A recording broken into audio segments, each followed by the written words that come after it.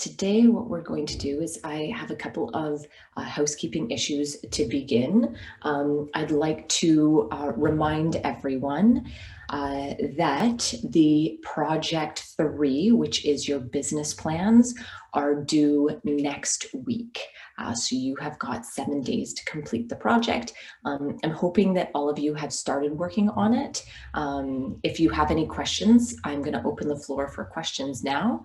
I know Cassidy asked some great questions through email yesterday that, Cassidy, if you don't mind, I'm just going to share your questions. I think the first one was, what tense are you using to write this business plan? So a business plan is a document that you would send out in order to gain funding and the feasibility of your business, implying that your business has not already been set up. So all of your terminology should be X design will be offering the following services. So it's will be, okay? Because this is something that you are proposing to start. So make sure that all of your tenses are in the future instead of in the past or present, okay? Cassidy, what were your other questions? How detailed to get? I know she asked with goals. She shared some macro and micro goals. So the first year of operations should be building your networking, building your client base, starting to work on a couple of projects. Marketing is really big in that first year. But then if you'd also like to say, by the end of 5 years, I'd like to be working on 3 projects a year or 10 projects a year that are, 10,000 square foot in scope. You can project what you would like, where you would like to be, okay? So it can be sort of in the short-term goal as well as long-term goal. That's fine. Cassidy, you had one other question that is escaping me right now. Do you remember what it was? I think it was just about the executive summary, which you've written here that you took it out. That is correct, yes. So in the PowerPoint that feels like I delivered eons ago, it was before reading week, I had talked about an executive summary as part of your business plan, and that would always be a part of your business plan. It's sort of like an abstract. It's a Coles Note version of the entire document. So typically if you were to hand it to the bank would, or anybody, an investor, they would always read your executive summary. Everybody always reads that. And then they would jump to the section or the part that they're interested in. So because a lot of it's just repetitive, the executive summary is like, take a line from this section, take a line from this section, take a line from this section. Because it was so repetitive, I thought it wasn't really a learning opportunity for you guys. So I'm proposing that we remove it. So I have posted a revised project outline. I did this before reading week, as you can see.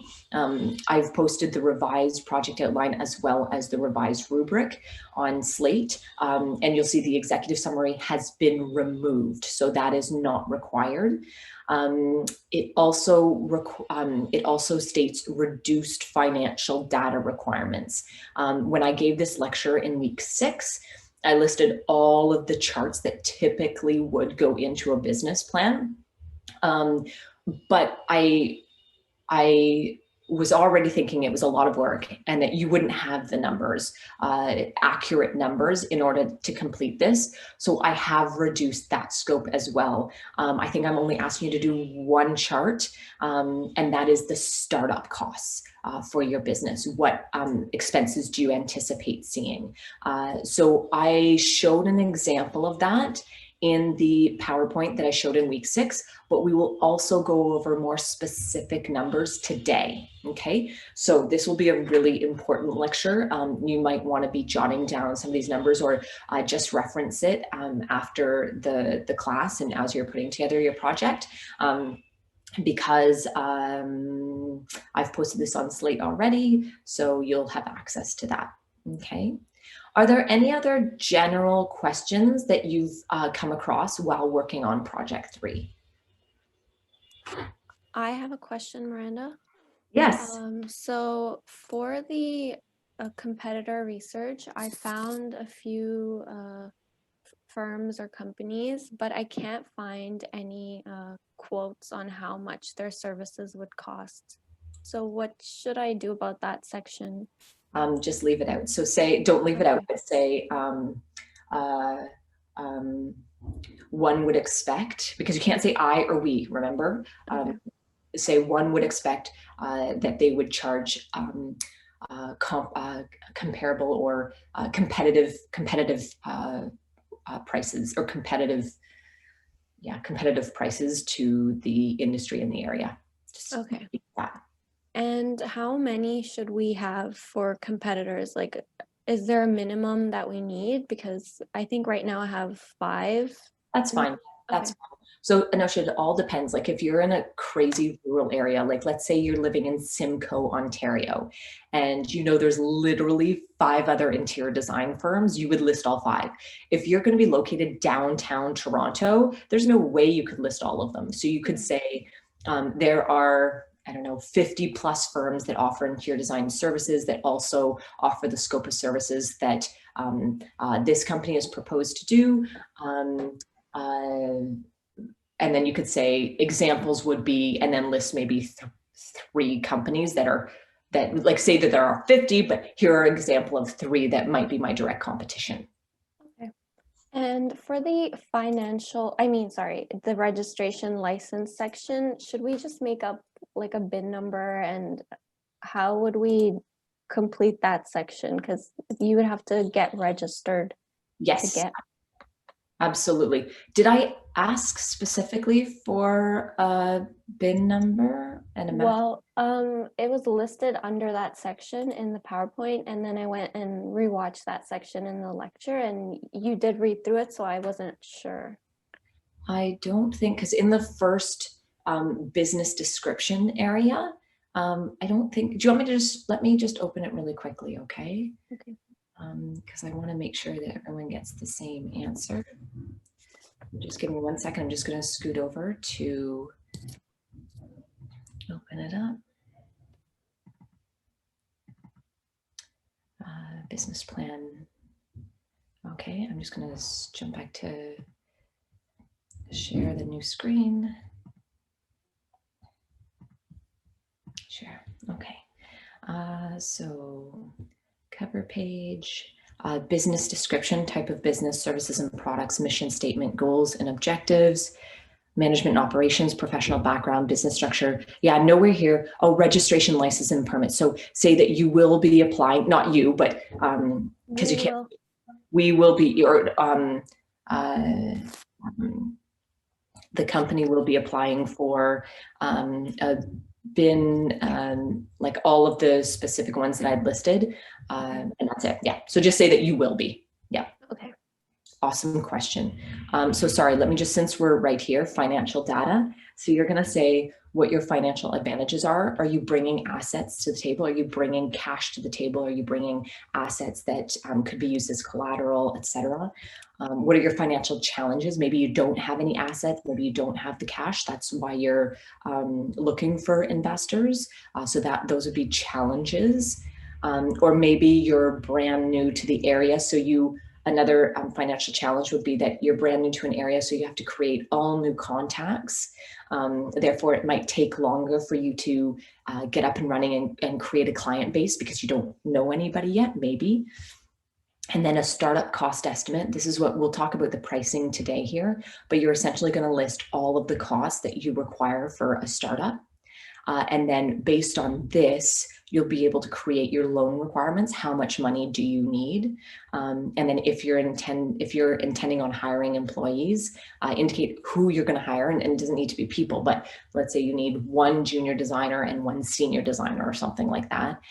What's their pay structure? And we're going to talk about that today. And if you will provide them benefits. And again, we'll talk about that today. Okay. So I've cut this down significantly. And as you can see, the executive summary is not there. You go straight from the cover page, table of contents, right into business description. Anosha, did that answer your question, hun? Yes, thank you. Oh, and just one more. So for citations, let's say I'm citing demographics for the area, would it be APA citations or would it be something like reference the appendix? Nope, so always APA for our industry. And because I haven't asked for a reference list, give the citation directly in text. So say exactly where you got it right there. Okay, thank you. These are great questions, guys, because I'm sure other people may not have the questions right now, but as they're completing the project, they'll remember that question being like, oh, right, Miranda said no reference list, but to reference everything in text. Wait, sorry, Miranda, do you mean then like having the website right there? Yeah, correct. The whole link? Okay. Yeah. To kind of piggyback off of Alex's confirmation, do you want like the full bibliography style APA citation right there or just a link? So typically the full APA would have the company name, retrieved on the date and the www, like the URL, and it would be quite long. Yeah, let's do that. Let's do that. So, because this document this isn't an academic document, right? Like this is a professional working document that if an investor was reading it, they'd want to know right away. They don't want to like go to the reference list to find out. That's a very academic way of writing. So yeah, let's do the full, like exactly where you found it. So let's say you say, I'm going to use Simcoe because it's such a small area. Simcoe has a 50% population that is between the ages of 25 and 65, which could afford my services or could blah, blah, blah, you know what I mean? And then right below that, say Stats Canada retrieved November 1st, 2020, www. blah, blah, blah. So it's like right there. So you say the stat and then you give the reference right there. Okay, perfect. Thank you. I also just had a couple of other questions. Go for it. I wanted to confirm, like when you're talking about we can't say like I and we, does this still apply like when writing a mission statement? Because I guess usually mission statements are written like from the perspective of the business kind of thing. Is it okay in that one section?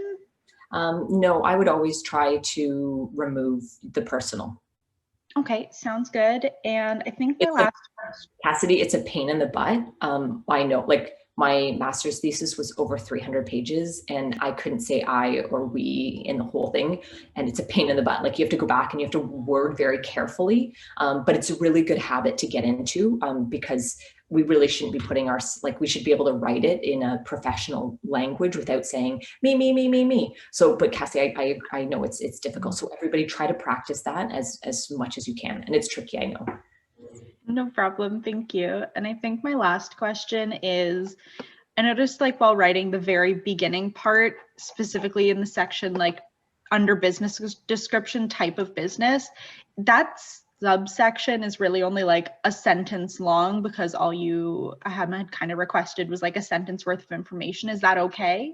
Yeah, remember one of the first things I said in that PowerPoint I took it directly from the Halton Region's business plan template, but there was like a list of stuff to do and it was like, be as concise and precise as possible. So this is not a poetic prose, like this is a business plan. Somebody does not want to be reading a whole paragraph that you're going to offer into your design services, right? So just be as detailed and concise as possible. Okay, perfect. Thanks so much. You're welcome. Just make sure, guys, that you are answering, like before you go to hand this in, go over the project outline and just make sure you're answering, like, and the rubric. If you go over the rubric I've added in all of the subheadings that I've asked for. So just make sure before you submit that you go through my rubric to make sure you've hit all of the things that I've asked for under every category.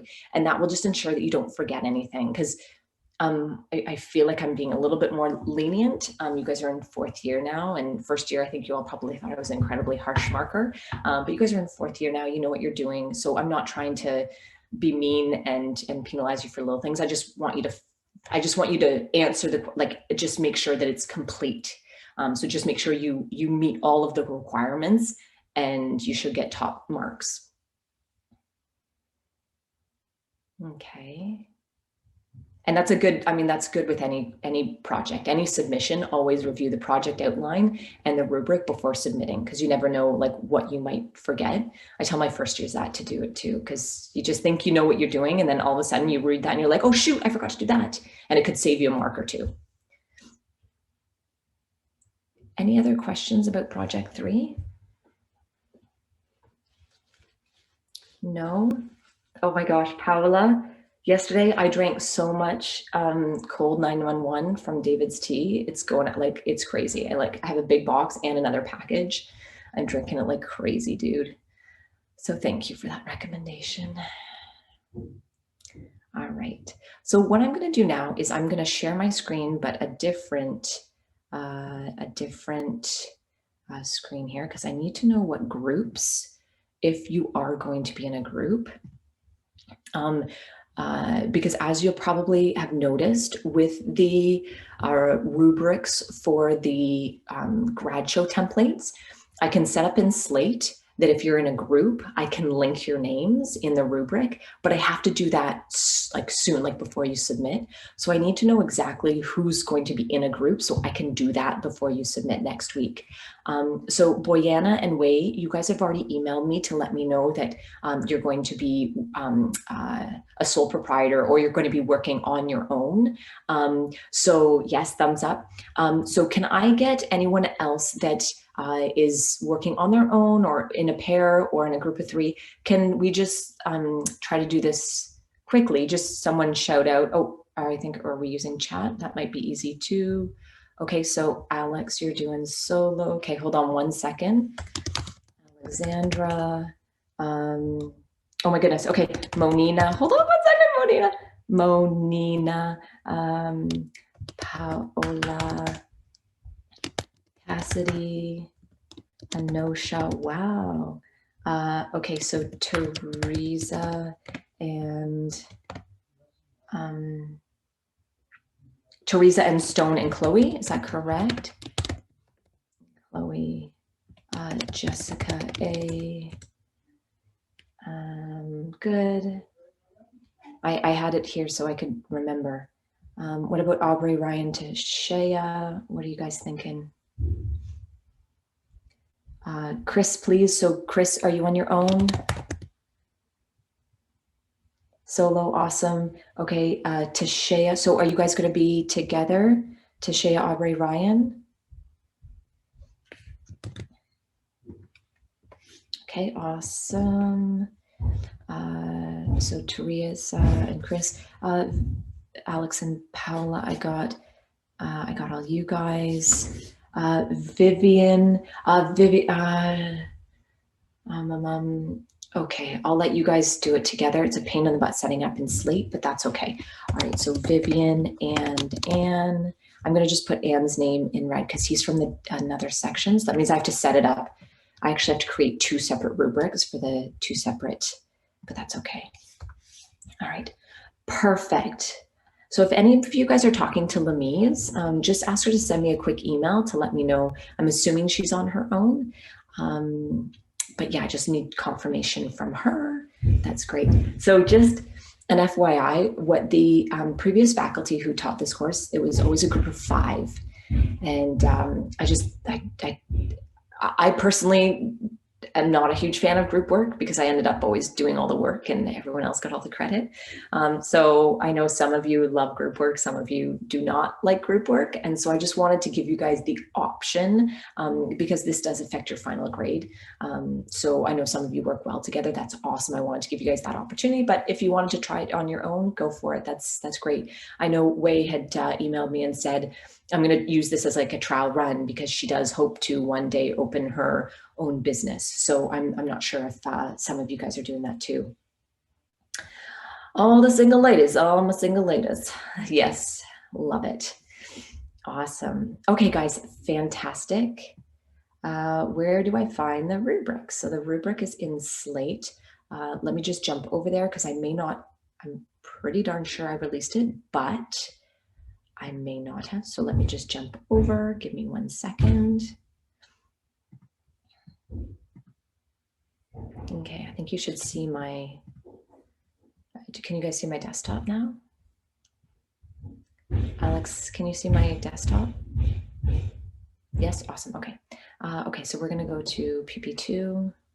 We're gonna go to assessments. We're gonna go to rubrics. I got all your screens blocking my view. Maybe that means it's not visible. So it could be that it's just not visible, but it is here. So let me just scroll down, go to options. Options, rubric visibility. Yep, rubric is visible to students. So you should be able to see it there. So it's just under assessments and then under rubrics. Okay, got it. Awesome. Okay, I am going to do a new share. I'm going to jump over to our PowerPoint. How are you guys with the sound with my background? I brought my noise canceling headphones in case the banging is distracting. They're doing all the hardwood. They've been working on that for the last 6 days. So hopefully this project will be done by the end of next week. And then I'll be sitting in a new office. Woo-woo! So I'm actually thinking, because you guys have endured this for the last 6 weeks with me, I might do some like before and after shots so you can see what we've been going through, because I thought that might be pretty fun. So you just let me know, okay, if you want me to put the noise canceling headphones on. Yeah, otherwise I'm going to begin.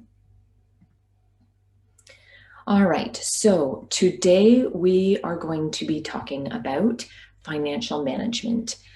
It's pretty dry material. I tried to summarize it as best that I could, and I tried to make it as easy to follow as possible. So I know that you're not accountants.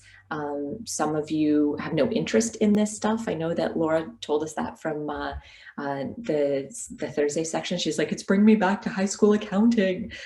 So I recognize none of us, this is not our expertise, but we do need to know just general terminology and what's important and how to calculate basic calculations, okay?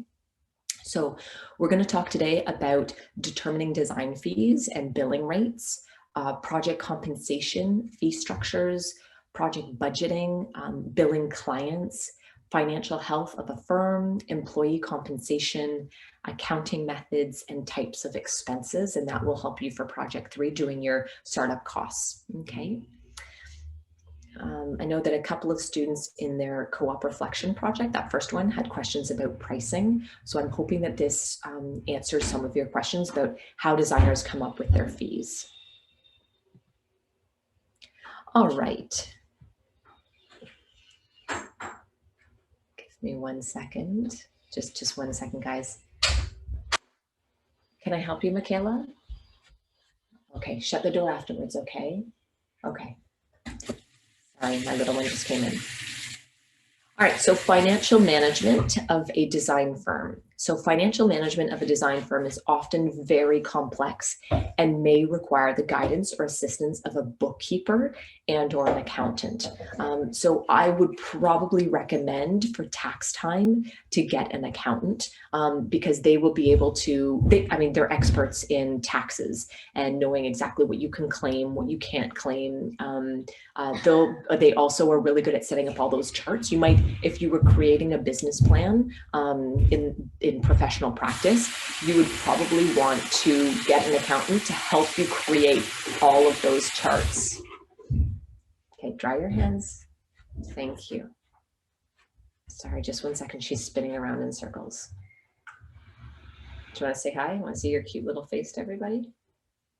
No? No. Okay, shut the door, please. Shut the door, Michaela. Thank you. Sorry, guys. Okay, shut the door, please. Mommy's teaching, okay? Only come in if it's an emergency. Sorry, guys. We're down 2 bathrooms. So she has either our bathroom to use or Ella's bathroom, and that's it. So, sorry, she had to run in to wash her hands. So I'd highly recommend to get an accountant at the beginning of creating your business plan, also at tax time. A bookkeeper is someone that has financial experience. If you are a larger firm, you may have a bookkeeper hired on staff that is full-time, that looks after all of the invoicing, making sure that your accounts receivables and accounts payables are looked after. So you're not having to worry about all of that. You're not chasing clients for payment. You're not issuing invoices. So you may, depending on the size of your firm, you may want to hire a separate bookkeeper. Sole proprietors typically take care of that on their own. If you're just working on your own, you've just got a project or two, you can handle all of that. But the larger your firm gets, typically you have someone in-house solely dedicated to just working on the financial management and the accounting. The following lecture attempts to explain some of the basic terminology, calculations, methods, and procedures. All right, so determining design fees. Interior designers generally obtain their revenue. Revenue means the money coming in, using one of three methods. Their fees, so how much they charge, their fees plus the sale of merchandise. Some interior designers may provide services to them, like design services, but then they might also go out and buy all of the furniture on behalf of the client, and then they take a certain percentage of that, okay? So they might retain their revenue from their fees as a designer, but also not a kickback, but a percentage of the merchandise sold, okay? And then other designers, if you're just selling merchandise, that's how you would make your money. That's, I think, is more rare. Some clients hire you just as more of a decorator, and you go out and you help them shop, and then you would take a percentage of that. Okay. Typically, I would say that this is the most common, fees only, and fees plus sale of merchandise. Okay. I've worked for firms that I don't think I've ever worked for a firm, but I've always worked for architecture and interior design firms. So I've never experienced that. Those two are the most common. No matter which method is used to obtain revenue, interior designer fees must cover the following. So must cover our salaries and our fringe benefits if you have benefits, and if you want to provide benefits for your employees. What fringe benefits are vacation time, paid vacation time, sick leave, health and life insurance, retirement plans, etc. Depending on the amount, benefits come in various packages. So the better the package, the more your premium, and therefore the more it will cost. Okay, but if you offer your employees or yourself just a smaller, reduced benefit package, it will be cheaper. Generally speaking, they say that benefits would be 25 to 30% of a designer's salary for a fairly decent benefit package. Is the call stalling for anyone else or just me? Am I stalling? Alex, am I stalling? I'm asking you because you're the only person I can see. Yeah, it did like once, but it's fine for me now. Okay. Sorry, Cassidy. Yeah, you guys are fine for me. So just let me know, okay? So designers, their fees must cover, obviously, their salary and benefits, and overhead expenses, okay, as well as profit. Overhead includes the overhead just to run a business. So rent, utilities, if you've got tons of insurance, that should also, part of your fee should also cover that. So that's not out of your salary, not out of your pocket. Office supplies, equipment, software, ARITO fees, PD, like professional development, and then of course, any indirect labor. Indirect labor means labor that you hire, employees that you hire, but you can't actually charge out to a client. So like chances are if you are a larger firm, you'll have admins. So you'll have maybe a receptionist, maybe you'll have an office manager, maybe you'll have a bookkeeper, maybe you have someone that's just in charge of marketing. You can't bill them out specifically to any one project because they look after sort of the workings of the firm.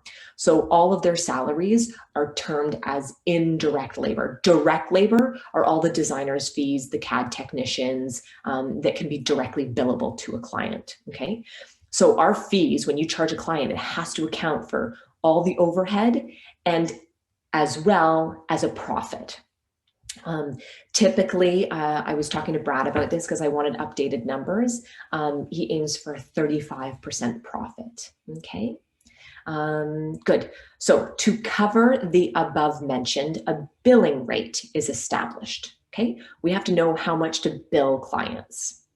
So the billing rate is the dollar amount charged for each design professional and staff member, or in some cases, the type of service provided. To determine the billing rate, the designer's hourly rate is multiplied by a factor to account for the overhead and the profit. This factor is known as the multiple or the multiplier, and it can range anywhere between 2.5 and 5.0, and it depends on the project, it depends on the client. So if you know this is going to be a super easy project, you'd probably make your multiplier lower. If you know this is going to be a super complex project, you'd probably make your multiply a little bit higher, okay? So that you're ensuring that you're getting more profit, you're making more money, you're getting more, sorry, not profit, more revenue, okay? For the remainder of the lecture and your projects, let's assume that you're going to use a 3.0 or a 3.5 multiplier. All right, so here's an example on the side. So let's say you want to take home $30 an hour, okay? So using a multiplier, I just picked these numbers because they're nice, round, even numbers. Using the multiplier of 3.0, the designer will need to charge the client $90 an hour for their services. And that $90 an hour accounts for, you take $30 of it, and the other 60% goes towards paying the overhead and the profit. Does that make sense? Good. If only it was that easy. Okay, now I'm going to add an extra layer to make things a little bit more complicated. Okay, so that we get, that makes sense. But typically there are several different rates within any given firm to account for the various roles, past experience, efficiency, and the percentage of time spent on billable hours. Traditionally, the following positions are billed out at different rates. This doesn't surprise any of you. Principals and senior designers are billed out at a higher rate than intermediate and junior designers, as well as draftspersons and administrators. Administrators are typically rolled into the indirect labor or overhead, that umbrella, but unless for some reason you need to calculate it separately. So in order to account for all the various different experience and efficiency that each of these different people bring to a table, sometimes a chargeable ratio or a utilization rate is used to determine all of these variances, okay? So this looks really complicated, but I'm gonna give you an example on the next page that I think is fairly easy and straightforward to explain this slide, okay? So the chargeable ratio or utilization rate is the percentage of the time or the dollars spent on direct labor divided by the total time or dollars spent on direct and indirect labor and vacation and holiday and sick leave, et cetera, et cetera, et cetera, okay? So essentially it's how efficient are you, okay? So the more efficient you are, then you're going to be able to bill out more than if you're less efficient, okay? So 65% is considered the break-even point or the minimum. So if your utilization rate is less than 65%, you're spending too much time on non-billable hours, okay? Senior designers will have a very high ratio because they spend most of their time working on projects. A junior designer may not be billing their hours out.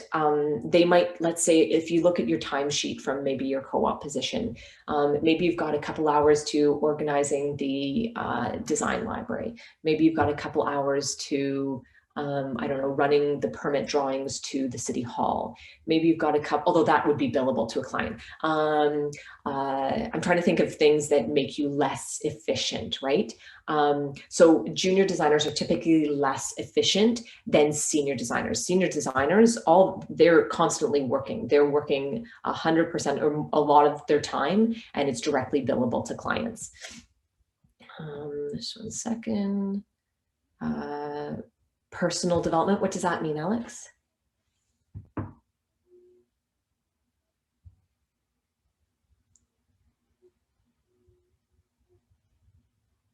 not sure if you know, don't worry. Okay. Never mind. Okay. Again, all of this will be, I think, more understandable once we see the next slide. Principals will have a low ratio, which is surprising because you think they'd have a high ratio, but they're not actually, typically speaking, working directly on one given project for a full day. They are running around trying to run a firm. They're running out and they're networking and they're trying to drum up business. They spend so much time on non-chargeable hours. So typically they have a lower chargeable rate or utilization rate, okay? They still charge higher, but their efficiency isn't as high as a senior designer. Like Arito courses. So Arito courses, like if a firm does cover PD, professional development, which we're going to talk about at the end of this presentation, because it's looking like firms do help their employees paying for some professional development, that would be covered in overhead. Okay. All right, so here's an example, okay? So let's say you hire an employee, or it could be yourself, let's just say an employee, and their annual salary is $50,000 a year. Okay, which, as you'll see, I've copied in some standard averages, salary averages for our profession, and 50 is bang on for the national average. So let's say the employee's salary is 50,000. You're going to add 15,000, which is about 25-30% of their salary for benefits. Okay, because you're being really nice, you're offering your employee benefits. Awesome. So that means that that employee costs you $65,000 a year. Okay. So 65,000 a year divided by 50 working weeks out of a year equals 1,300 per week. Okay. Let's assume the employee works 40 hours a week and has a utilization rate. So out of those 40 hours, 75% is fully billable. The other 25% is, let's say, the senior designer, because this is a 75%. A 75% utilization rate is probably a senior designer, okay? So let's say the other 25% is helping junior designers. So just handing off things. Maybe they are, I don't know, yeah, maybe they're going for PD courses, sure, etc. So that's their billable hours, okay? So you take the 40 hours that they work a week and you times it by a multiplication factor, their efficiency essentially of 0.75. So their efficiency or utilization rate is 30 hours, okay? So then you take the $1,300 a week from their salary, divide it by 30 hours. So they are making $43.34 an hour.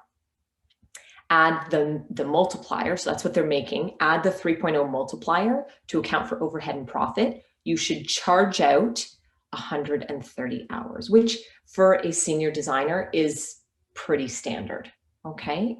So does everyone get that? Like how you get, like how you know what you want to take home, like that senior designer takes home 50,000, but it actually costs the firm 65,000, including the fringe benefits.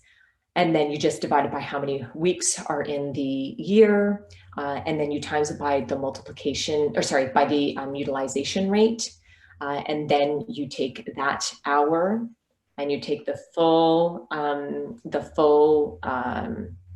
how much they earn per week divided by 30 hours gives them a $43 per hour, how much they're going to take home. You multiply it by the 3.0 multiplier and you're going to bill out at 130 for that senior designer. And I'm just going to, Alex, just give me 1 second. So this example is assuming that The salary is 50 grand. Benefits are 30% of the salary. The utilization rate is 75%. The multiplier is 3. How do we figure out the utilization rate? Typically that's done with timesheets. So you'll be able to track, so firms track your timesheets and every employee at the firm, so they can see exactly how many billable hours every week that designer is actually working, so they can figure out each designer's utilization rate. Yes, Alex. I was just wondering how you actually calculate the multiplier, or how you figure that out. So it's really interesting. So one of your textbooks says, no idea how they determine that 0.0 is common. It's just common. Okay. Okay. The other textbook suggests, and they suggest that the 3 is based on equal ratios of salary, overhead, and profit. So that's how they get the 3. And then the previous PowerPoint that I gained from the previous instructor said anywhere from 2.5 to 5. So I'm like, holy mackerel, that is a huge difference. So yeah, I just read that. So the textbooks are saying 3.0, use 3.0, 3.5, but it all depends. Like, let's say you want to make more profit. If you want to make more profit, you're going to bump that up to 5. Definitely. I guess But can you charge that? Like, will people pay that, right? Yeah. Yeah, so you might start off with a 2.5, and then when you get more senior, more experience, et cetera, you bump up slowly. Right, but you don't want to price yourself too low. So I think that's why they say 3 to 3.5 is sort of standard. Gotcha. That's a great question. So I'm trying to organize a day of guest speakers with Maggie, who's teaching PP1. We've got a couple of guest speakers already lined up. That's a great question to ask some of them, just to see what's your multiplier, like roughly. And they may say it depends on the project. Like if you want to pull in, if you think that that client has more money to spend, and you want to pull in more profit off that, you raise it. If it's a smaller, let's say like a non-for-profit company, and you don't want to gouge them on design fees, you might charge them a 2.5, right? You'll also see that I've asked Brad some questions too, and I've included his words of wisdom as well. And he comments exactly on this, like how to price out, because he's gone a little bit easier on, I forget how he's phrased it. I have it in the PowerPoint, but it's something like project that he feels are more worthy, like if that's a soft spot for. So yeah, it's really gonna depend. Okay, good to know. Oh, also, my boyfriend was on a call for work, so I didn't want to speak at the same time. But I was just thinking, because actually he does like work as a software developer, but a lot of the time they'll have like, he can only work an allotted amount on his actual work, and then the rest of the week will have to be like personal development or professional development. Or like at one time it was like for COVID or whatever, when they're like limiting costs. So I was just wondering if it was the same thing for our field as well. Definitely not. Okay. Definitely not. Okay. You'll be lucky if you work for a firm that actually even pays for your PD, let alone let alone like force you to take a percentage of your time to do PD. That's amazing. Like, I think that's incredible. But no, our industry doesn't work like that, unfortunately. Okay. Yeah, I was just wondering if it was because they're trying to limit billable hours to the client, but then you're trying to maximize. Every employer will always trying to be maximizing the billable hours to a client. So for one of the firms we got, I just mean in his case. Got it. Got it. You know what I mean? Yeah. I think that was the circumstantial one for COVID though too. Right. I could be wrong. Hey, you know what? If they're trying to keep their employees employed and they don't have business, then that's what they're going to say. They're going to say, we want to keep you employed. We don't have work for you. So go out and do some courses to better yourself, that you have more to give us once we get busier again, right? Like, that's smart business. That's a smart business. Yeah. So cool. All right. Thanks. You're welcome. All right. Okay. So that's the billing rate in a nutshell, and utilization rates. Okay. All right. So how do we charge a project? So those are how we bill like hourly, so that all of that would fall under the hourly rate, but you still need to know all of this. Even if you're doing a fixed fee, you're going to have to figure out how much your time is worth for every and everybody that's working on that project. So all that billable rate's really important, regardless of which fee structure you use for a project. There are many different ways a designer can charge for their design fees, but the following are some of the most common fee structures. Now, I've got a slide for each one of these, but just to introduce them, hourly fee is very common. Fixed fee is very common. Square footage fee is also very common. Percentage of project cost is not as common in interior design. However, it's incredibly common in architecture. So a lot of architecture buildings, they're much larger in scale. So the architecture firm can say, I'm going to charge 3 or 4% of the overall construction budget. Okay. For interior design, we can't really say that, but it is an option. It's just not as common. The most common for interior design practice are the top 3, the hourly fee, fixed fee, and square footage fee. But you could also, if you wanted, charge a percentage of the project cost and then a cost plus, and we'll talk about what that means in a minute. But prior to deciding what fee structure to charge, a close consideration should be made of the following. So the detailed scope of services that you're going to be offering the client, the size and the complexity of the project. Like for example, let's say you want to do fixed fee, but you know that this is going to be an incredibly complicated project. You might not want to do the fixed fee because a fixed fee is only going to be a certain amount. Or if you know this is a really challenging client, you're not going to want to do fixed fee, right? You're going to want to charge by hour so that all of your time is being compensated, okay? Experience with similar projects and the client. So if you've got lots of experience with that type of project, let's say they're hiring you to do a dental office. If you've got tons of experience with the dental office and you know exactly what's involved, you've done so many of them, at that point, you could do a fixed fee because you're very, very clear on how many hours you need for design development, how many hours for design, schematic design, design development, contract admin. So it's much easier to do fixed fees if you are incredibly knowledgeable about that project and about the client. Also, based on the client's budget and their commitment to the project. So let's say the clients have a very small budget. You may not want to hire, you might not want to charge by the hour because you know that could come, like that could just be eaten up so quickly. So for clients on a budget, they might want to see the fixed fee. We're gonna, I don't want to go into too much detail because we are going to talk about the pros and cons of each of these fee structures on the next couple of slides. But yeah, also their commitment to the project. If you know that this client's not really committed or they're really bad at making decisions, you can tell right off the first meeting, like if you're sitting down with a client and they're kind of like loosey-goosey, don't know really what they want, you know that it's going to be a challenge.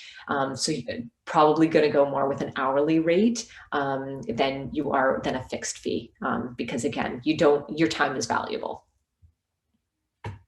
So there are definitely pros and cons to each of these fee structures. We're going to talk about this here. All right, so let's talk about hourly fee first. So this must include the 3, the salary, the overhead, and the profit. And this is achieved obviously by using the billing rate. The benefit of this method is that it ensures that the film would be compensated for all of the work done. However, one of the downsides is that the client can grow uncomfortable with the open-endedness of hourly rate because they're like, well, I know your hourly rate, but how many hours do you think it's going to be? So what you can do is in your contract, you can actually put in, it's going to be charged out at an hourly rate, not to exceed. Amanda, you just cut out. I can't hear you anymore. Oh, does anyone else have that? Can you hear me now? Can you hear me now? Yes, you can hear me? Okay. Oh, okay. Okay. It's fine. So I just want to keep my eye on the line. Oh, sorry. It's pretty quiet at my house right here, so there shouldn't be anything taking away from my voice. Contractors are probably on lunch right now. Okay, let me just go back. All right, let me just go back. So benefit of this method is that it ensures that the film will be compensated for every hour, all the work that they put in.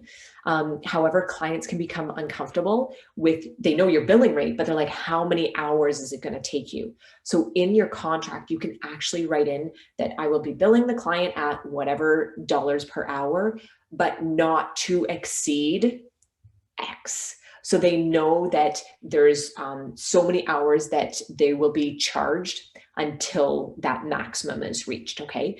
But if you're doing that, it's really important in your scope of services to list exactly what you're going to be covering. You also have an option to include how many revisions that you want to include as well. Because if the client is really indecisive and they're trying to like make, I don't know, 15 revisions, and you've said, yeah, I'm charging at an hourly rate up to a maximum, and they're getting really close to that maximum, and yet they're still throwing out other design options, or they're saying, let's try this, let's try that. There is a clause in the contract about how to deal with additional revisions, okay? So we are going to, I just finished the contract lecture. We're going to talk about contracts for an entire lecture in a couple of weeks, okay? So hourly fee could be charged for in multiple ways. It could be based on the level of experience of the design firm, the average rate of all the employees. So typically it's based on the level of experience. A senior designer charges more per hourly rate than an intermediate designer and then a junior designer. And in your contract, you would say how many hours it's going to require for the senior designer, how many hours you're anticipating the intermediate designer is going to work on this, how many hours you're anticipating the junior designer. You multiply those hours based on their billable rate, and there you get the total, okay? Another way of charging based on hourly rate is you take an average of what everybody's salary is and you come up with one billable rate. I think that's very uncommon. I don't know if I've ever seen that in practice, but it is still a way. Let's say you've got a bunch of designers that are all slightly different and you just want to average it out so that all the intermediates are charged out at the same amount, then that's a way to do that. Good, or the service rendered. So some people may say that I charge out a different hourly rate for schematic design based or versus contracted min or contract documents. Contract documents, that's where you're drawing all of your technical working drawings. You might charge at a higher rate than schematic design, okay? So it could be based on the service rendered. Typically hourly rate is used for residential contracts. Here are some typical salaries for some designers. So again, this isn't the billable rate. This is their salaries, what they take home. So senior designer, $40 an hour, intermediate, $25 an hour, junior, $15 an hour. Of course, this is before tax because we live in Canada and we are taxed like crazy. But what does this mean? So that's what they take home or before tax. So how much are they actually billed? So using the multiplier, let's just say of 3.5, the designer will set hourly rates as following. So the senior designer that actually, I'll say take home, but they don't take home because of taxes, but we'll just say they earn $40 an hour. They're going to bill out at 140. Okay. That's the 40 times 3.5 equals 140. Intermediate designer is going to bill out, if they're making $25 an hour, they're going to bill out at 87.5. And again, that's 25 times 3.5. A junior is 15 times 3.5 is $52 an hour. And that's what's billable. Okay. I always thought it was ridiculous. I used to see contracts when I was working and I'd be like, they're billing me out. Back then as a junior designer, it was $45 that we were being billed out. I'm like, they're billing me out at $45 an hour and I'm only taking home, I don't know how much I made, let's say $10 an hour, I don't know. And I was like, that's so unfair. But that was factoring in all of the overhead and profit, et cetera. Now I understand that. But when you're a junior designer, like you see what you're being billed out and then you see what you're taking home and you're like, how is that fair? All right. Okay, so fixed fee. So this is also referred to as a flat fee method or a lump sum. Designers use experience with similar projects to determine exactly how much to charge as a flat fee. You need to know exactly how much time is required in schematic design, design development, in all of the 5 common phases of the design project. You need to know a rough estimate of how long it's going to take each phase to do the mental math, or not mental, but you're going to do it on a spreadsheet of how much people hours are required for each phase. And that's how you determine a fixed fee. A fixed fee is not just a random guess like, oh, I want to make $50,000 on this project. No. It's a calculated amount based on your experience with how much it's going to take to complete that project, with some contingency. We're going to talk about that in a minute. So designers use experience with similar projects to determine how much to charge as a flat fee. A detailed scope of work should accompany this method, dictating the fees that are associated with the services and include charges for all services. It must be very clear what the extent of services will be to determine the scope of work. So it's incredibly important, and we're going to talk about this in the RFP lecture that's next week, that you're incredibly clear with exactly what is included in the project and exactly how you're billing for everything. Okay, very, very important. Careful consideration of how much time will be required. Being able to accurately estimate the amount of time required to complete the project is usually based on previous experience with a similar project type. To calculate this fee, the designer should be using the billing rate, obviously. It is best to use this method with a client who can make decisions and a designer who's experienced in the specific area of the proposed design. As I mentioned before, if you meet that client right off the bat and they're so indecisive, you are not going to be picking a fixed fee, okay? You'll be kicking yourself later on. You always add a percentage to include contingencies. Contingencies is a percent for unknown costs, okay? So let's say you anticipate this many hours, but oh shoot, you didn't account for, I don't know, something else. If you build in a contingency, it gives you a buffer or some wiggle room that just makes up the difference, okay? So typically contingencies are around 5%. Maybe 10%, but usually 5% for contingencies, okay? Square footage method. This is determined by a rate per square footage. That is then multiplied by the amount of square footage of the project. This is typically seen in specific sectors versus others. Like, I don't think residential uses a square footage fee. You may find this for tenant build out. Retail, you might also see square footage fee. So certain sectors may lean more towards a square footage fee. So this method requires a very good understanding of how much to charge based on the square footage from previous projects.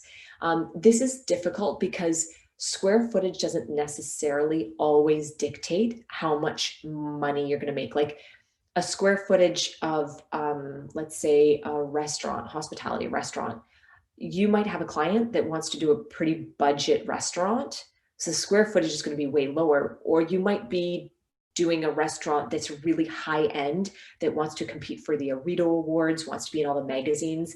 That would be a higher square footage. So you really need to know what quality and what the end result of that client is going to be before you set a square footage. Like you'll see on the right here, it says restaurants $8 a square foot. Well, is that for a budget restaurant or is that for a high-end restaurant? So the only way you can calculate this is based on experience. Okay, and what you would do is you'd look at all of your past projects. So you can't really do this method without having experience. And you would look at all of your past projects. You'd look at the total cost, and you would look at the square footage. You do a quick calculation to find out how much per square foot. Okay. So like I said, this method requires a very good understanding of how much to charge based on square footage from previous projects. It's commonly used in commercial design, as I mentioned, tenant leases. 3 factors which might affect the price per square foot. Obviously, regional factors. So if you're building a restaurant downtown Toronto versus London, that's where I'm from, London, Ontario, they're going to be vastly different, right? The design firm's experience will also may affect the price per square foot. If you have a ton of experience with that type of project, then you have a really solid understanding of how much per square foot. If this is the first time you're doing this and the very first time you're billing based on square footage, you might want to build in some wiggle room, just like extra contingency, just because you really don't know how much, okay? I would, if you're not experienced, don't charge this way. And then of course the local competition will matter as well. So this here has a quick example of some approximate median fees in dollars per rentable square foot. So $3.50 a square foot for offices, $5 for hotel, sorry, $5 per square foot for hotel spaces, $8 per square foot for restaurants, again, $3.50 per square foot for medical offices. But again, these numbers are going to vary based on so many different factors, okay? All right, so the next 2 I haven't spent as much time defining just because they're not typical for interior design, the interior design industry, but I have listed them here just in case you come across, you're working for a firm, or maybe you're not even working for a firm, maybe you're working for a supplier or a design build company or a kitchen and bath company. You might come across these, okay? So percentage of project cost, a specific percentage of either the project cost or merchandise and product services. Again, this is very common in architecture. Similar to architect's percentage of total construction fee, requires a very good understanding of how much time a project will take in order to complete, or how much is reliably expected to sell if you're just selling products, okay? Again, you need to know, you need to cover your salaries, your overhead, and your profit. You need to at least cover that. So you need to have a good idea of what percentage of the construction cost will cover those 3 things. And the only way you can do that is you break down the project's scope of services and how many hours you think it'll take to complete that project. Or if you're selling merchandise, how much merchandise you think you'll sell, and then what the markup is, okay? Cost plus. So when designers also sell merchandise to clients, they purchase items with a trade discount. Then they mark up their cost. So now that you guys are going to be designers, you can go into any showroom, even if it's for personal gains or for personal interest. You can go in and you can ask for a designer discount. Typically, you show a business card, or if you've got a GST license or anything, you would go in. I've shown my Origo card in the past to get a designer discount. So we get discounts off of the suggested retail price, okay? So if we're buying merchandise for our clients, we pay it at our discounted rate, and then we charge the client a cost plus, okay? So plus a little profit margin for us. And that'll vary based on the amount. If you're, yeah, it depends on what you're buying, and it depends on how much profit margin, how much discount you got. There's lots of different variations. It usually includes the designer's hourly rate for consultation in addition to that. So as I mentioned in one of the previous lectures, there was cost plus, there was a designer fees plus merchandise, and then there was just merchandise only. Typically we would do the designer's fees plus the merchandise, okay? Because our time is valuable. Us walking around a showroom with a client, we should be paid for that time as well as make a percentage of that, that merchandise. However, some designers do choose to, I hate to say give away their time for free, but let's say the markup is so high that they're not going to charge, they don't need to charge the client their hourly billable rate because they're making so much on the markup.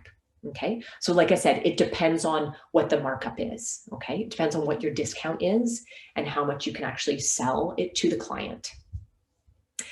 Typically speaking, you sell it to the client for less than retail. So, because if you sold it for retail, why wouldn't the client just buy the merchandise themselves, right? So you give them a break and you make a little profit off it. So everybody wins, okay? Architects hate this about interior designers. Hate this. I dated an architect and he hated our profession because of that. He's like, you make money on everything because they're working on such large scales. They're building materials. They charge what the building materials cost. They don't mark up everything. So I thought it was always good, good conversations. Residential markups can range anywhere from 10 to 30%, whereas commercial markups are often lower because the higher prices. How are we doing, guys? Do we need to take a break? Let me just finish this section. Yeah, let me just finish this section and we'll take a break. Is that okay? Yeah, Alex? Question. So when you were talking about, in which slide now, the per square foot price, Yes. were you talking about like strictly design services or like actually like supplies and building materials and everything as well? Like what is lotted in the square foot price? So the square foot cost is based on, that's a good question. I don't have any experience with the square footage fee. Yeah. So I'm trying to think theoretically. We could definitely ask one of the practicing professionals when they come. I want to say it's construction. Is it construction cost or is it just our fee? Just the designer fee? You know what, Alex, I can find that out for you. Let me do some digging. Okay. Let me, Yeah. I'm curious too now. I'm curious Yeah, too. because I was just trying to think if you were like, if a client was posing to you for residential, let's say, like they wouldn't, yeah, sure, they'd care about like what they're paying you, but they'd want to know like, okay, it's going to cost me $100,000 to renovate my main floor. Right, right. So like what, I guess in that relation, then it would be like $100,000 divided by whatever square foot price, if you wanted to do it that way. Right. Let me, can I find that out for you and get back to you? Yeah. No worries. Yeah, Or, awesome. yeah. Okay. Thank you. Great question. Good. Okay, so I'll go through, I think, just the next two slides and then we'll take a break. Or maybe we'll just go through this slide. So we were talking about the very clear distinction of those 5 fee structures. Sometimes there's a combination of the fee structures that can be applied to a project. So this is one of our past faculty members. Her name is Sherry Crawford. She used to teach this course. She used to teach in our program. She's since moved on. She became the president of Aredo. She had her own sole proprietorship, and then she merged, or she was acquired by a large firm in Hamilton. So now she's partner at that firm. So she's moved on from Sheridan. But anytime you see this SLC, you know that it's Sherry. So this is an example from one of her projects that she did. You can see that she has a per hour rate. Client meetings, she's got as $400 per meeting. Typically, you would stipulate in your scope of services, you would say $400 per meeting, which includes 2 hours of my time or something like that, right? You would put a maximum. Site visits, here she's got estimated 30 visits. They're $300 per visit. So that's sort of like a per hourly rate. And then here she's got fixed fees for all of the different stages of the project. So schematic and preliminary design is a fixed fee. And again, she's calculated that's $58,000 based on going through the exact scope of services and how long she thinks she'll spend on each of these phases.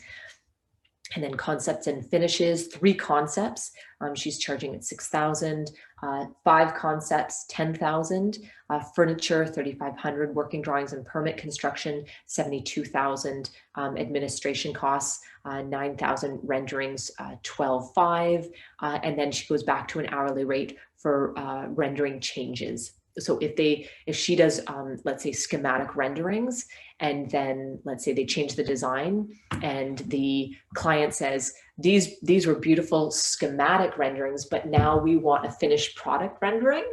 For our, let's say they want to include it as a beautiful piece in their reception area.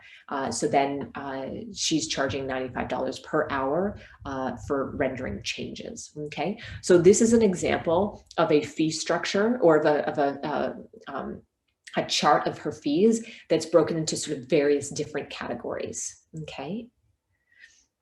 Good, as long as it's super clear. And then this document would be followed up with a description of exactly what each of these phases entails. Okay. All right, I think this is a good time. Like it's all kind of related. But I just realized our time. Yeah, it's been an hour and 15. So we're halfway through the class. So let's take a break now. Okay. So it's 12:43. Let's be back in 10 minutes and then we will pick up where we've left off. Are there any questions before we break? I have one. Sorry, I'm an annoying student. Like, I'm just kind of surprised, like $400 per meeting. That sounds really high. Is that normal though? Well, that's why I said it depends on how many hours, right? Because typically, like if you charge yourself out at $200 an hour, right? Mm-hmm. That's a 2-hour meeting. Like typically meetings, if it's with I'm not sure what type of project this was. Does it list here? Yeah. As per the scope, as per the scope of work detailed in 3.1 of this document, the following combination method of fees are proposed: to redesign 50% of the existing space, 100% of the new space. So I'm not sure, but typically you would say $400. Yeah, it looks like a big one. Yeah, it looks like a big one. So typically, I guess $400 per meeting, which is typically 2 hours. Like right here, I would have said client meetings 2 hours or something like that. 30 site visits. Yeah. That's and like, I guess there's probably more than just like one person in the client meeting as well. Because I was thinking like, wow, like $200 per hour, like great. I'd love to charge that, but anyway. So if you're figuring, but also remember the $200 isn't just what you're making, right? Like the $200 covers the overhead and the profit. Yeah. So you're not taking home 200. Right. So, and principals, it's not unlikely for a senior designer to bill out at $150 an hour. So if you're billing out at $150 an hour and you've got a junior designer there taking notes, that's $200 easy right off the bat for 1 hour. So $400 per meeting, like if that was a 2-hour meeting, which I'd say is fairly standard, I'd say is probably about right. Yeah. Sure. Yeah, I honestly just had no idea. So that's okay. No, that's okay. That's why this is, this is a good lecture to have, just a general understanding, like, just a basic general understanding that when you go to work for a firm, you'll understand roughly how things are. So definitely. the back end, like the contract admin part of running the project. Yeah. All right. Thanks. You're welcome. All right, guys. So it's 12:46. Let's take 10 minutes and be back at 12:56. Okay. All right, thanks guys. I'm just gonna pause the recording. Okay, so I am recording again. I'm gonna share my screen. I'd say leave it off too. Yeah, good call. Yeah, totally. I wish I could show you guys. I have a 3-sided fireplace. It looks so nice compared to I'm gonna show you guys like before and after, because the hideous like builder's standard before and then the designer after, and wow, it looks lovely. Our laundry room is going to be a matte black cabinetry. It gets installed on Monday. Sounds good. Okay. All right. I'm gonna leave the chat open here. I'm gonna come over here. All right. Project budgeting. So I've been alluding to this fact over the last couple of slides that you need to, whether you're doing hourly rate or fixed fee or a percentage of the project cost, you need to be able to allocate how many hours are going to be used per project phase. Okay. So once your hourly rates are established for all the employees in the firm, then the number of anticipated hours to complete the project must be determined. So this is an example from the NCADQ study manual. I thought that it was just a nice breakdown. You can see here that they had a total budget of 26,400. And what they did was they broke this budget out into the various phases, okay? So you can see this project only included schematic design, design development, and contract documents. It does not include contract admin. Contract admin is the next phase after contract documents, and it is when you're overseeing the tender process. So contract documents just means you're drawing your working drawings. Typically, if you're hired as, if the interior design firm is hired as the prime consultant, you would also be responsible for creating a tender package to general contractors. And so you put out all of these drawings to various contractors. They would bid on the project, and then you help the client select the winning bid. We don't select it, we act on behalf, or the agent. We act on behalf of the client and we help them. And then we also oversee the construction process only minimally, like we just make sure that they're on target, they're meeting their progress check marks, and that when they bill the client, we ensure that they're billing the correct amount. Like if they say they're 50% done, the client's not going to know if the contractor's actually 50% done. It's our expertise to go do a site visit and say, yeah, they're about 50%. So we don't oversee the construction process. That's the contractor's job, but we have to oversee to make sure they're hitting the milestones based on what they're charging the client. Good. So in this example, that is not a part of the scope. It's just these three. And you can see that they've broken it down into 15% for the schematic design.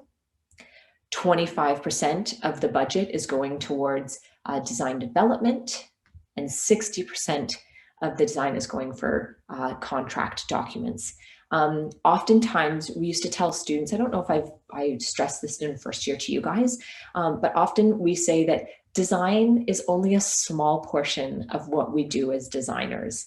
The design is the fun part, the schematic design. You're drawing floor plans and elevations, and then you're developing it. You're adding finishes and samples and that sort of thing. But the majority of our work is actually very technical. And that's where you've got the contract documents, and you can see here it's broken into 60% of the design project is dedicated to the contract documents phase. And so what they did was they broke it into the percentage, okay? And so what percentage is required for the design, and then the presentation, architectural work, construction coordination, approvals, yada, yada, yada. These are the dates here. And so they say how many hours need to be allocated for that week in order to complete the project.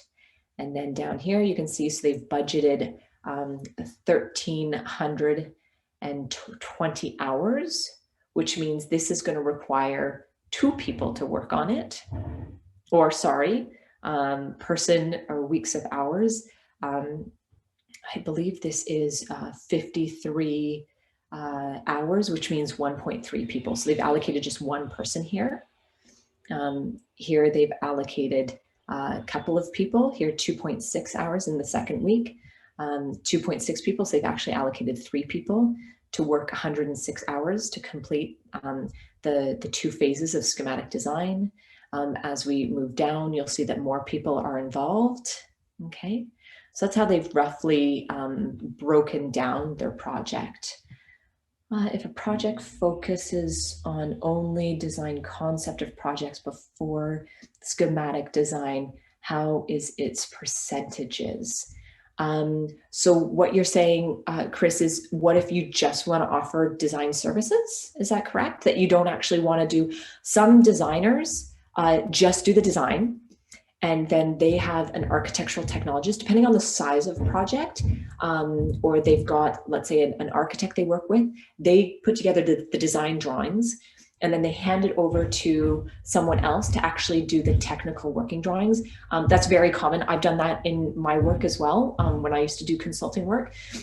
So then it basically comes down to how much money and how many hours you're going to allocate to each phase. Like, are you going to offer from schematic design down to design development, where like it's a beautiful preliminary space plan, pretty much like, is that all you're providing? Or are you going to go right down to almost working drawings, like where things, you've got construction notes, etc., but then you send it off to someone else to do all the sizing of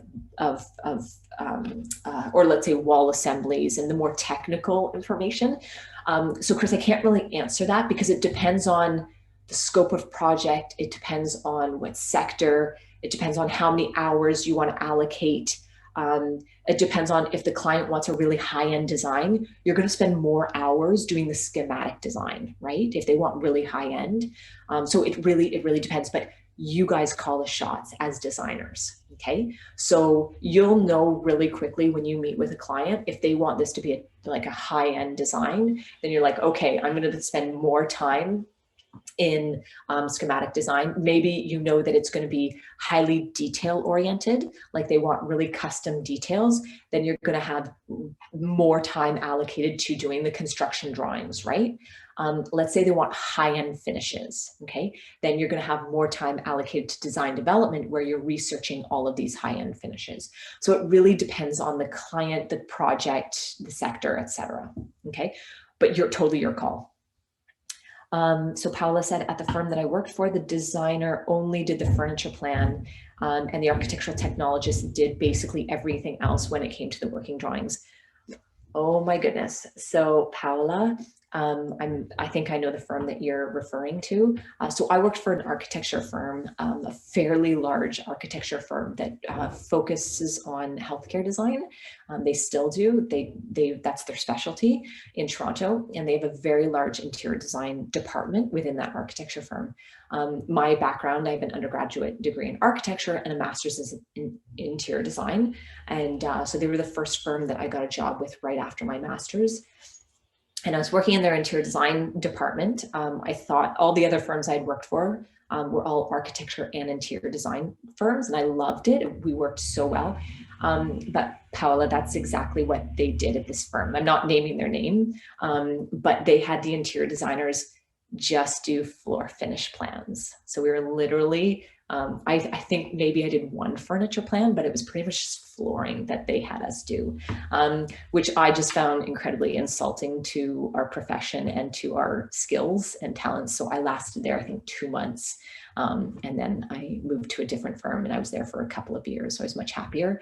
But there are some firms that will pigeonhole designers into what they're capable of doing.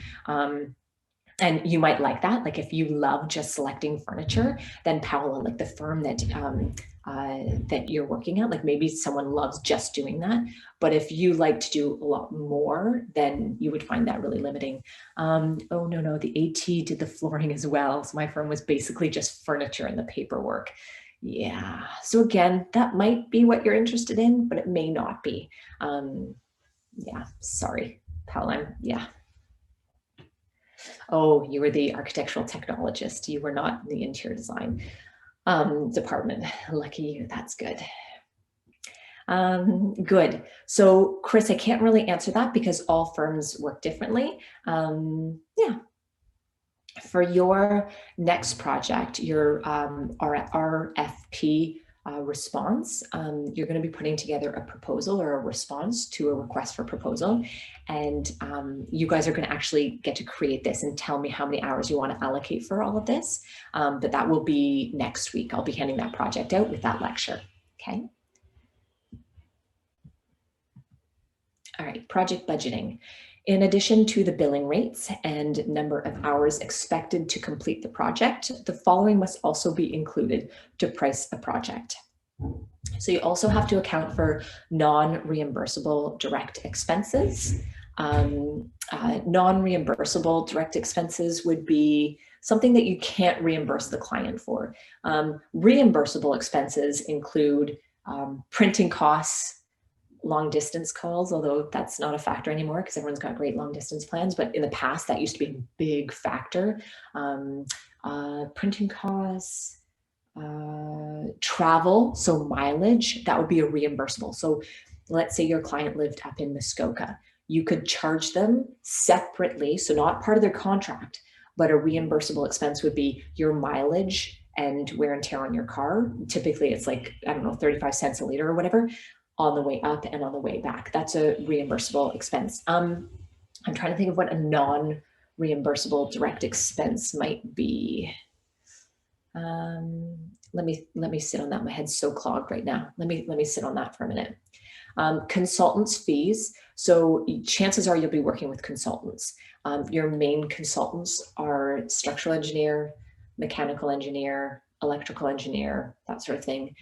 Because chances are you may or may not have structural changes. You may or may not have so much electrical work that requires an electrical engineer to do circuit drawings, etc. And mechanical, you may have HVAC and plumbing that you hire them on.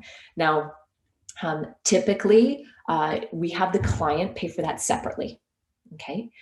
But in our fees, we would charge a certain percent or fee to coordinate with the consultants. So it's the client pays for the bulk of their fee, but we charge typically, I think it's 10%.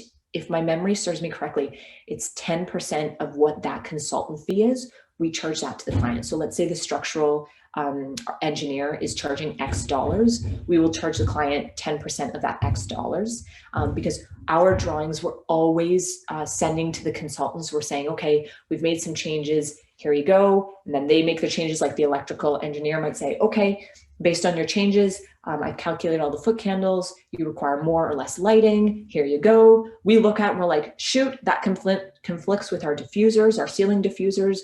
Let's send it to the mechanic. We make changes. We move the diffusers. We send that to the mechanical engineer. The mechanical engineer says, shoot, we can't do that because it's too far from your air handling unit, your AHU, so let's move it over here. They send it back. So you're constantly coordinating with them, okay? So that's why we charge a small percentage just for the coordination, okay? And then contingency, we talked about adding a contingency that we have to add into our fees, our project fees, just again, for unforeseen issues that may arise. I've alluded to this in several slides as well. It's really important to establish the quality expectations of the client and the design firm. Does the client expect a high-end design worthy of design awards or a project that meets a very tight budget? If the client is going for an innovative design with refined custom details and unique materials and furniture, there may be more time or budget required than if the client was just wanting a traditional simple design solution. So that's a conversation that you need to have with the client right up front, okay? Like, are they looking for high-end materials? Are they looking for low-end materials? Are they looking for a lot of custom detailing or just standard detailing? Because that will affect your billing rate, your contingencies, etc. Some clients might not know what they want, but if you start asking, like, let's say I'm picking something simple because I'm staring at my ugly bathroom vanity. So some clients might not know what you mean by high end or low end, but you could say, all right, for your kitchen design, are you looking at a quartz countertop or a plastic laminate countertop? Because the quartz is going to be a lot more expensive versus the plastic laminate. Okay, so you can use examples to help them if they're not sure what you mean. Billing clients. Prompt billing helps to ensure effective cash flow and good client relations. So again, one of the students asked questions, how do they bill clients? Like, when do clients pay? So this is just in response to that. So billing statements are often sent to clients either on a monthly basis, so at the end of every month, or after specific milestones of the project have been reached. So let's say after schematic design, 15% of the fee will be required after design development, 25% after contract documents, 60%, etc. So it could be based on just monthly, like based on an hourly rate, or it could be after specific milestones have been reached. Or if it's a small project, you might just say, like, let's say you're just hired to do design drawings. You could say this is owed at the end of the, like when I present the final design options. So again, it depends on the size and complexity and scope of project. It depends on your relationship with the client. If this is a new client and you're not sure if they're good for it, that's not the term, but you know what I mean. You might want to set up a more regular monthly payment schedule versus if this is a long-standing client that you know they will be paying you, you could say at the end of the project is fine. So again, there's so many different factors based on how you decide to bill clients. I would have to say that monthly is probably the most common. All right, let's talk. I've got a couple of slides here for the financial health of a firm. And this is where I contacted Brad. I had a couple of slides here, but I just wanted his input in case he had anything to add, because he's been in business for 30 years, I think. So I'm going to go through what I have, and then I'm going to also include some words of wisdom that he's included as well. Okay, so financial health of a firm, it is very important to establish and stick to a budget for both the client and the design firm's sake. So you may be working on a project, and we're designers, so we're all perfectionists and we want that design to be perfect. But at the end of the day, you still need to take home a profit. So you're going to have to call it quits at some point during the process. You're going to have to call it quits during several points of the process just to move on to progress to the next stage. If it was up to us, we would spend 100% of our time designing, and that's where the budget would fall. But the truth of the matter is we can't spend all of our time doing design. We actually have to build it, which means we have to draw working drawings. So always try to stay on budget. The project manager of a project monitors the timesheets of the firm for that project every week. And the project manager makes sure that everybody's on track, that they're putting in the amount of hours that they should be in order to hit that target. The project manager will see very quickly, looking at the timesheets, if people are billing too much, if they're spending too long, okay? If they're spending too long, something has to change. Maybe there's too many juniors working on it and they need to add in an intermediate or another senior so that they can increase the efficiency. That will help. There's a lot of different factors that come into play, but make sure that you stay on budget. So for the health of your design firm, but also for good client relations, and so that the client's project also stays on budget. So requiring all employees keep track of their time spent on various projects and tasks on a daily and weekly basis, and recording them on timesheets is one way to monitor work completed on projects to ensure that the project is staying on track and within budget. I think every firm that I've worked for has required timesheets, and every day you fill out what project you're working on, the number of hours, and they all have to add up to 7.5 hours, however many hours you work that day. Maybe you're in overtime, maybe you're on weekends, whatever. So then Monday, Tuesday, Wednesday, Thursday, Friday are filled out. By the end of Friday, you submit your timesheets to either the partner, the principal, the project manager, the senior designer, whoever requires them. And then they put that into their spreadsheet to see exactly how they're doing, if they're on track for that budget. This is also a great way to track and calculate each employee's chargeable ratio and their utilization rate. So you can see how efficient they're actually being. The design firm should always aim to make a profit. It's something that no one likes to talk about. You like to think that you just want to do good design. Well, yeah, you want to do good design, but you want to bring home a paycheck too. So you need to make sure that you're making money so that you can sustain your business. Therefore, a close look at the firm's revenues and expenses should be considered in order to increase their profit. So profit is calculated obviously by all the revenue you bring in minus the expenses that go out. That leaves you with the profit, right? Expenses, one of the largest expenses in a firm is the salary, is the labor, salaries of the employees, okay? So when you look at the sales revenue minus variable costs from sales, that gives you the gross profit. When you take the gross profit, you minus fixed costs, all your fixed expenses we're going to talk about in a couple of slides. Your fixed costs are like your rent, your leases for equipment, etc. That gives you your net profit. So Brad had mentioned that he always looks at his profit. He aims to make, I think, like 35% net profit, not gross profit, net profit. So after everything has been accounted for, all expenses have been accounted for, salaries have been paid, mortgage payments have been paid, leases for photocopiers have been paid, et cetera, the net profit. Instead of aiming for your gross profit of 35%, once you take that gross profit and you minus all your fixed costs, then it's going to be even less. You're going to have less profit, okay? Increasing revenue. Increasing revenue generally meaning, so if you want to increase your revenue, the money coming in, generally means either increase the amount of work, like take on more projects, or increase your fees.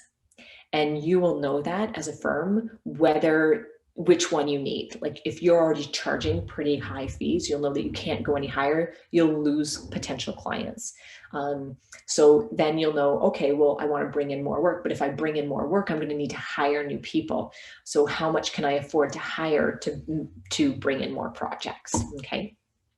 Obviously, decreasing expenses will also improve your profit margins. One of the easiest way to decrease your expenses is to decrease your overhead, okay?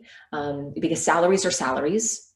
People are going to expect to be paid a certain amount, but your overhead you can reduce. So your overhead, like your square footage of your office, you can decrease that. Do you need to have a receptionist and an office manager? Maybe that could be one person instead of having two separate people, that sort of thing. So so decreasing expenses will obviously have an effect on your profit. Brad told a story that he sent me a lovely long email. We love our lovely long emails. I feel like Brad and I are pen pals. We're always sharing stories through email. But he said that he once had an office on Bathurst and Queen. So he had a big like warehouse office, and he thought that it would look really cool to clients. Like clients coming in for client meetings would be wowed by this really industrial look. And he thought that it would be a good marketing strategy to be located at Bathurst and Queen, which there's actually quite a few design offices located in the West End of Toronto, the western area of downtown, I should say. That's sort of the west side of the downtown core. And so he was paying absolutely ridiculous rent prices for that really cool space. And then he found out that the clients don't really care. And so he moved his practice to his home. And so him and his wife to work together from their home, and the employees, he had them working from his home. And then now in this remote day and age, actually even before COVID hit, he was having them work from home. He had one of his employees was in China working for him. So with the technology advances that we have, you don't necessarily need square footage in order to operate a business anymore. Especially after COVID, this is going to change everybody's workplace, right? I think everyone's realizing just how little corporate square footage we actually need. So anyhow, just a tip there. All right, so here is a couple of tips, words of wisdom from Brad. So like I said, he's owned his own business for about 30 years. He's owned a couple of businesses. One he shares with his wife, and another one he is his architectural practice. So his tip to you guys is to just get the job. Hopefully you get the job based on past work. Happy clients, word of mouth is incredibly important. Great ideas, personal connections, networking, etc. But some clients look mainly at the price of the design. Brad says, I hate to lose a job because of our fees, meaning they're too high, but I hate even more to get a job because of our fees, which means they've priced it too low, which means that the clients are probably expecting they get more bang for their buck. So they might be more challenging. Who knows? Larger projects may be more profitable than smaller projects, even though smaller projects may be just as complicated. So the size doesn't necessarily dictate how much profit you're going to gain. It depends on the complexity, it depends on the quality expectations of the client and the project, etc. So I referred to this last paragraph in one of my earlier slides. Sometimes Brad's firm takes on projects with a smaller profit margin, so their multiple would be lower, okay, if it's for a good cause, or if it's an interesting experience that they want to try out. They also look for rollout projects. Rollout projects are like, an example is like a franchise. So you design one type of store, but you know that they're going to hire you back to do that same design for another location. So that means that you're putting all of your investment up front in the design process, but then in that next project, the design's pretty much done. You just have to tailor it to that envelope and the parameters, the constraints of that square footage, that envelope. So they try to look for rollouts, which are multiple projects by one client, efficiency of production, and which theoretically could also increase the profits. Efficiency of production, just how efficient you can be at your different stages. So if you specialize in one sector, you'll be more efficient because all of the people working at your firm know exactly how to manage their time, design the details, they know the process for that one sector. If your firm is really large and you've got many different sectors, typically you'll see that you have design groups. They call it departments.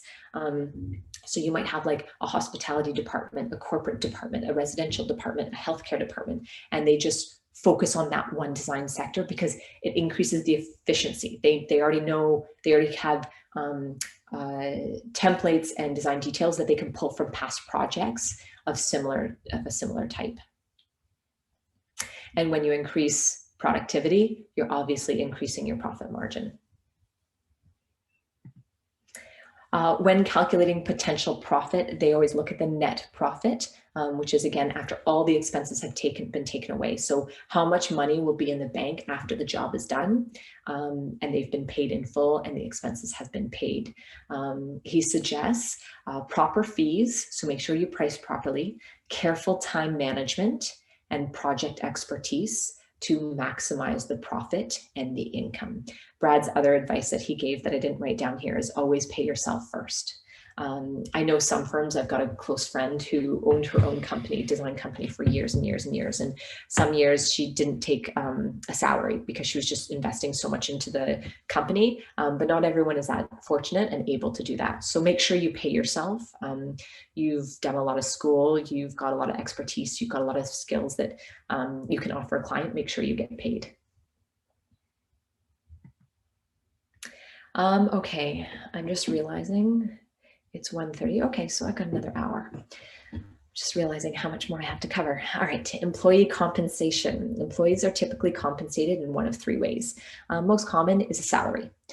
So full-time employees will have a full-time yearly annual salary. Overtime is often granted time off in lieu. Okay, and that just means that if you work on the weekend, you put in 8 hours, they will give you that 8 hours another time whenever you ask for 8 hours off.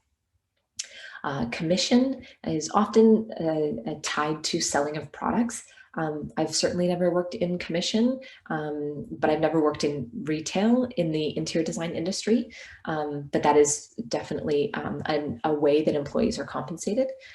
Hourly rate. So typically, I don't know why I put commission as 2 and hourly rate is 3. I should reverse that, because salary and hourly wage are often the most common.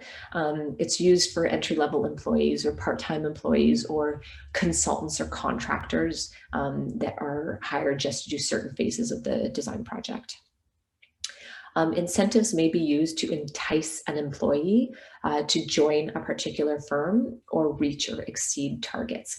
I don't have experience with that. I know it's definitely used in other industries. I'm not sure if it's used in our industry commonly, where you say, if you come and join our firm, you'll get a $5,000 signing bonus. I can't speak to whether that's common. I don't think that's common in our industry. I don't think. I've never heard of it. No one's talked about it. I don't think it's common. Or if you exceed targets, targets are, okay, I'm going to aim to sell this percentage this quarter. And then if you reach that target, you exceed that target, you get a additional compensation as an incentive. Again, I don't think the industry works like that unless you're working in like a retail, the retail side of things, like you're working for a furniture company or that sort of thing. Compensation can also be offered to employees if they bring a project into the firm. This I have had experience with, and I do know that firms will compensate you if you bring a project. So let's say your aunt wants to build a space. I don't care what it is, doesn't matter. She comes to you, and depending on your contract with your employer, your contract with your employer may actually say that you can't moonlight, you can't take on additional projects at the same time you're working on this firm, okay?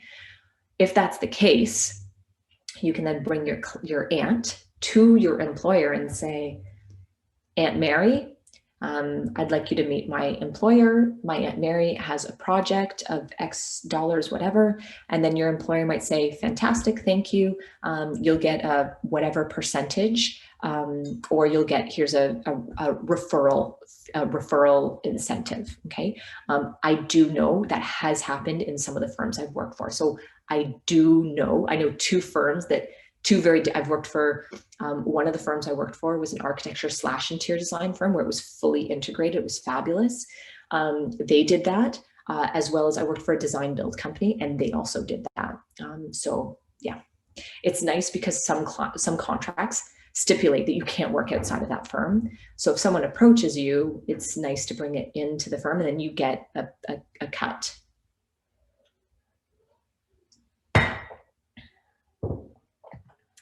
Okay, so I found just some interesting numbers for you guys. I tried to contact Oredo for some Ontario prices. They were not too helpful. I got a bit of information from them, but they create a document every year that's statistical data. And they charge a professional, I think it was $199, $200 for the document. And I knew Sheridan would not reimburse me for it. So I just let it slide. She gave me a little bit of information, so I took that and ran. I think that's on the next slide. Yeah, here, this is what she gave me. All right, but I was able to find this just on Google, a quick Google search. As of the fall 2020, so right now, the average interior designer's salary in Ontario is $54,873. Junior interior designers are $42,907. So you can see the number is in this graph. You can see where we fall in terms of the salary distribution in Ontario. So we're about mid-range. We're paid mid-range based on Ontario's average salaries. And you can see this is the largest, the most commonly paid salary in Ontario. Of course, this is going to vary. Like this is the average, right? So you might be higher, you might be lower based on where you're working, etc. Minimum hourly wage in Ontario, you all probably know, is $14.25 per hour. The average interior design salary across Canada is a little bit lower. It's $50,000 per year. So this is what Arito, I contacted Arito. I wanted to know exactly like how much are senior designers making, how much are intermediate designers making, how much are junior designers making. And that's when they're like, yeah, we've got all that great statistical data and it's all documented in our report. It's called IDC Benchmarking and Best Practices Report. Oh, sorry, it was IDC. IDC and Arito. IDC is Interior Designers of Canada and Arito is our provincial, but they share the same office. And a lot of people who used to work for Arito now work for IDC, so I keep forgetting, sorry, IDC. So they put together this research endeavor and they polled interior designers across Canada, and all the information I could get from them without paying for this document, which I thought was interesting. 87% of interior designers surveyed receive continuing education or PD, professional development support from their employer. So I think that's really interesting to note, and I alluded to this earlier in the PowerPoint, that yeah, interior designers are very generous. So Alex, I know you were saying that your partner was given time for PD. This interior designers employers may not give time, but at least they are providing support. So I'm not sure if that's time, I'm not sure if that's money, but it is saying that a large percentage are actually allowing for designers to maintain currency, etc. So I think that's awesome. I do have, Maggie sent me a list of the questions she's going to ask the panel, the guest speakers coming in to speak, and I've added in there which employers will actually help pay for some of the NCIDQ exams. So hopefully we'll get some information from them about that as well. I found this really interesting. 50% of respondents surveyed receive performance bonuses from their employer, which I thought was really high. And I think that's amazing. So the better you do, you'll get a performance bonus. And that could be like a Christmas bonus or at the end of the quarter or at the end of their fiscal year, they see where they're at and they give a bonus based on merit. So I thought that was interesting. All right, accounting methods. This is just going to be really quick. We talked a lot about this in the last lecture about business plans. The design firm's financial state is of interest to not only the design firm, but also the bank, government agencies, stockholders, if there are, auditors, etc. So accountants and accounting software can help designers prepare the necessary forms, charts, and information required for these bodies. The following charts must be compiled at least once a year in order to prepare income taxes and if additional loans are required. So you're going to have to complete an income statement, a balance sheet, and statement of cash flow. So those were ones that I've removed from the project outline, but those would have to be done on an annual basis. I removed them because right now you'd just be making up numbers for that. At least the startup cost, you can put some pretty accurate numbers in there, but these ones, like, you'd just be guessing at how much money you're aiming to bring in the first year. So I just removed it, but please note that these would be required on an annual basis.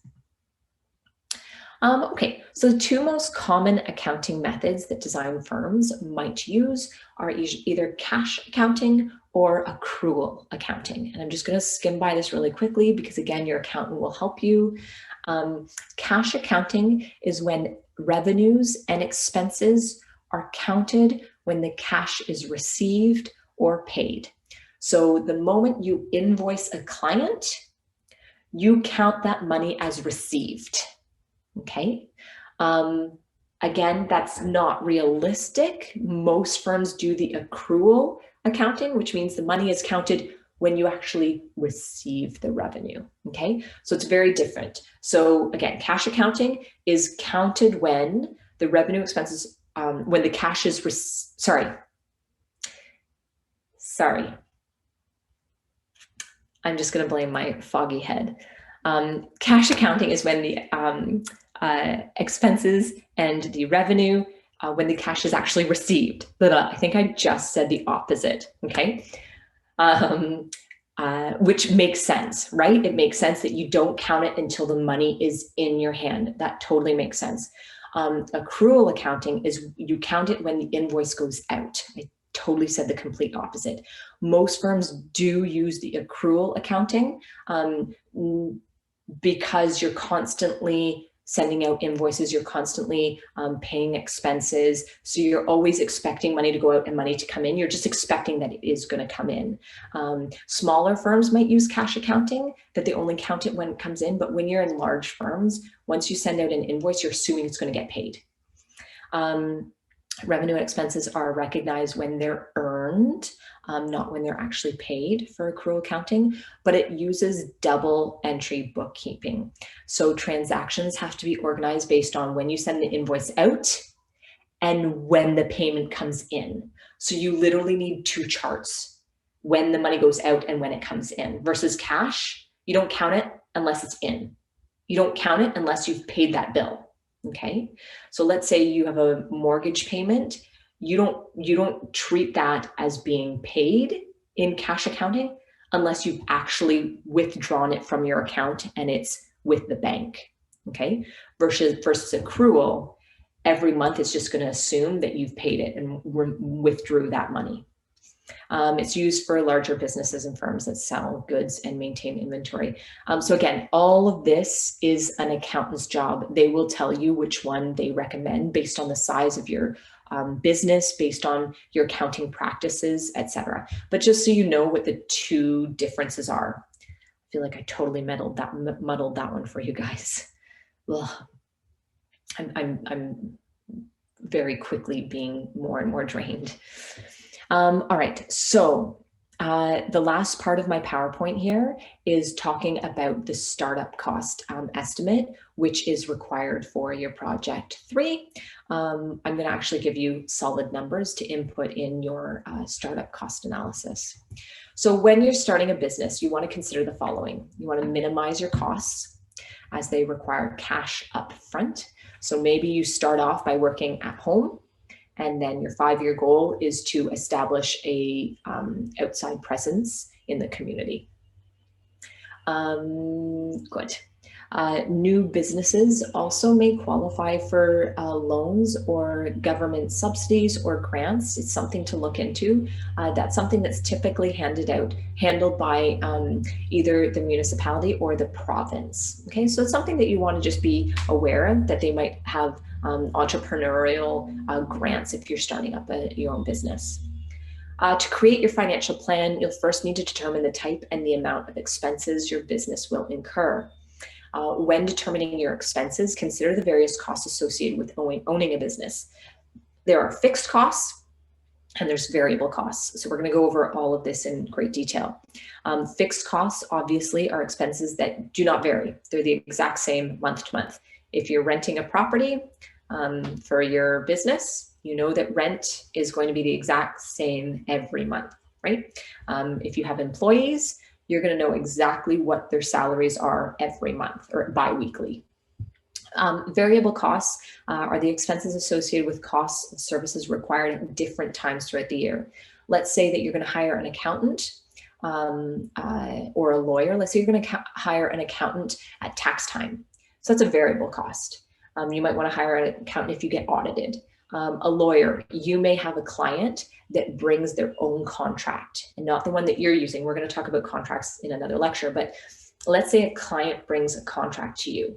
You're going to want your lawyer, you're going to want to hire a lawyer to review that so that your best interests are as protected as theirs. So that's a variable cost, not something that will be fixed and constant.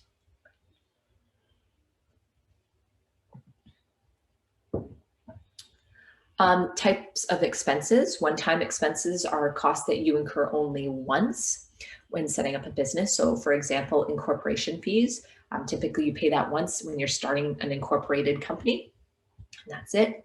And then there's operating expenses, and that's ongoing costs that you have to pay every year, month, etc. Calculating these figures is important because when they're added to a cash flow statement, it will reveal how much startup financing a business will need to get it to a point of self-sufficiency.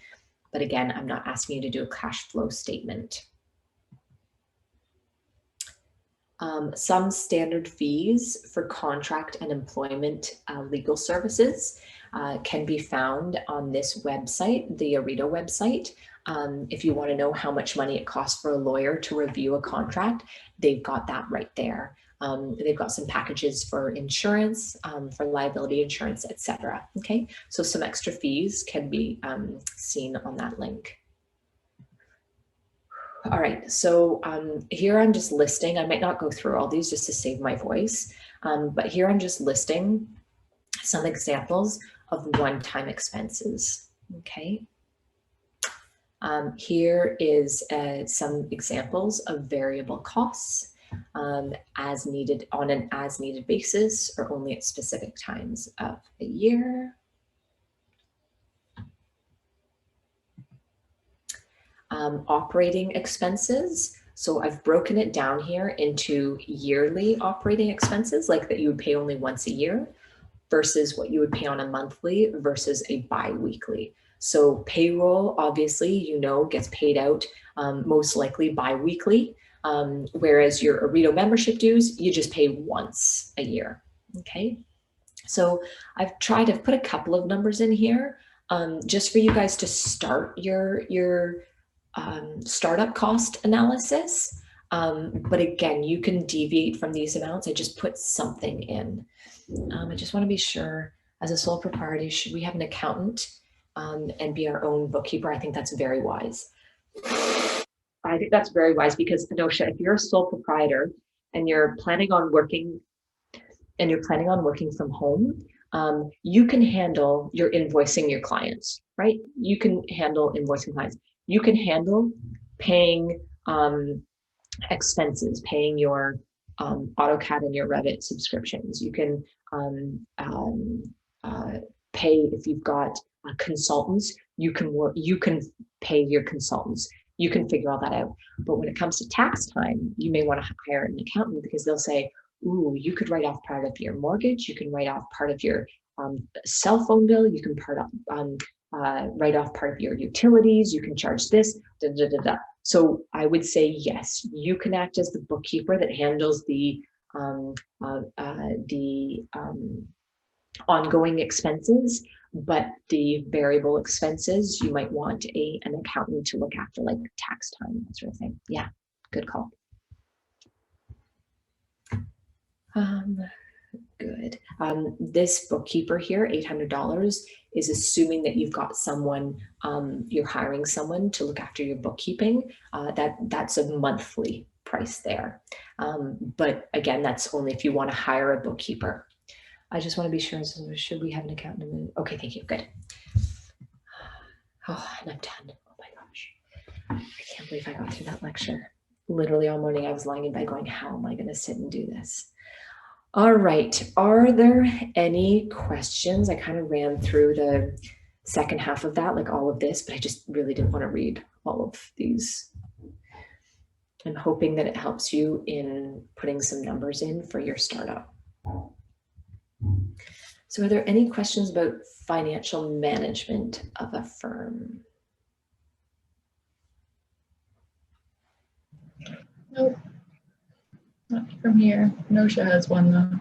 Yeah, so it depends, Anosha. If you're working just you don't have any employees, I would definitely use a 75% utilization rate because you're going to be doing most of the work. If you've got you and you've got a junior designer, maybe that junior designer is only working at a 50% utilization rate. Remember, 65% is the break-even point, right? So you have to combine the average between you and the junior designers and make sure that you don't fall below that 65% so that you can still make money. But yes, if it's just you, make sure that you are at a 75% utilization rate. Good question. Are we assuming that we're not a junior designer at this point then? Excellent question. Someone else also asked that in an email. a week or two ago, you're going to assume that you're the principal. Okay. So while I recognize that your experience right now may be at the junior level, you are proposing that you're going to be running this business. So you're the principal. So you could charge out at $150 an hour. Absolutely. Okay. And then if you're looking at hiring a junior designer, imagine you are going to be hiring one of our first year students right out of first year. So they know CAD, they know enough about materials that they can be your little gopher and they can do some CAD redlining and they can go and do some research on materials and that sort of thing. So you can anticipate having a junior working for you, but you're definitely the principal. Okay, great. Any other questions? Thank you so much, guys, for being so patient with me. I have a little bit of homework to do. I'm going to find out that square footage cost and I will get back to you. If I can't find out, we are lining up, I think it's like 4 guest speakers that we can definitely ask them that question. I am going to get back to you on a date for that. As of right now, it's looking like that will occur in I think it's week 11. It's the December 2nd that they're looking, that Maggie's started to talk to some people about. So we're not going to confirm that just yet, but that's what we're looking. And it's okay with our schedule. I've looked, I can just move things. But definitely next week, this project is due, your business plan is due. We're going to be doing a new lecture on RFPs.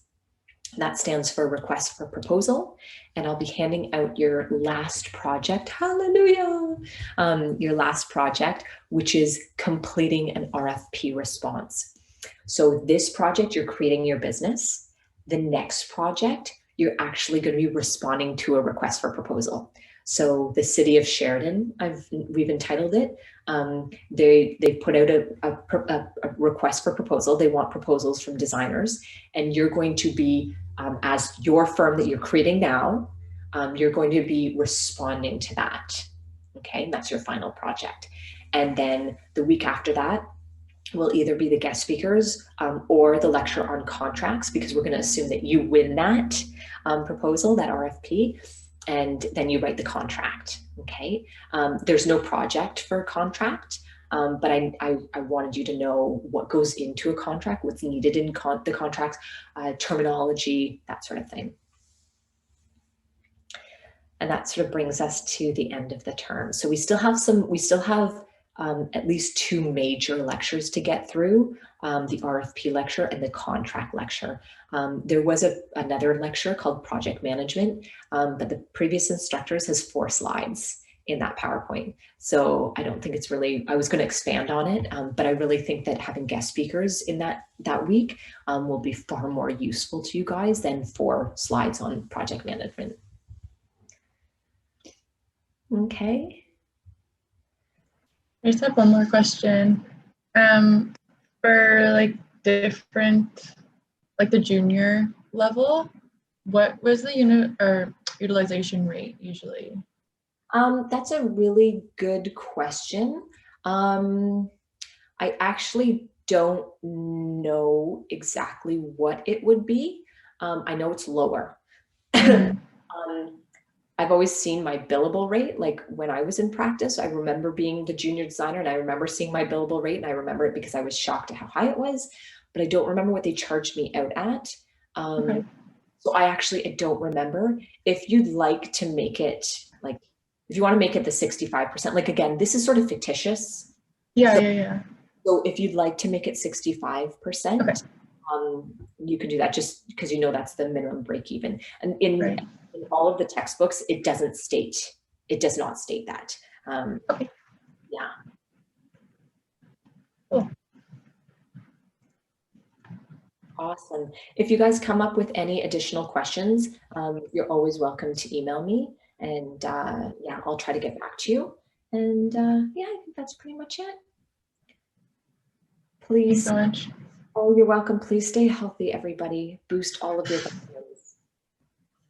We've all been healthy for so long because of COVID, and now when you get your first cold, you're like, oh, I forgot how crummy this feels.